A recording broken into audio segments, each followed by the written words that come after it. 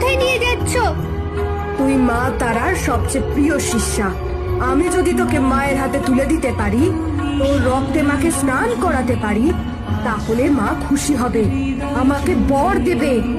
কুমারী ছটফট করতে থাকে, কিন্তু তান্ত্রিক তাকে শক্ত করে ধরে। সে মাটিতে এক বলির আসন তৈরি করে, কুমারীর গলা জোর করে আটকে দেয় ঝোপ্রকাষ্ঠতে। প্রচন্ড ঝড় শুরু হয়, মা তারার মূর্তি থেকে আলো বেরিয়ে আসে এবং সামনে স্বয়ং মা তারা আবির্ভূত হন। পাপী, তুই আমার নামে আমারই সন্তানের রক্ত চাইলি। তোর এই অধর্মের জন্য আমি তোকে অভিশাপ দিচ্ছি। না না মা, আমায় ক্ষমা করো, আমি ভুল করেছি।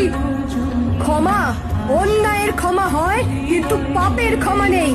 পাপের শেষ একটাই, শাস্তি। পরে প্রবল আগুনের স্ফুলিঙ্গ তান্ত্রিকের শরীরে আছড়ে পড়ে এবং সে চিৎকার করতে করতে মন্দিরের বাইরে ছিটকে পড়ে। তার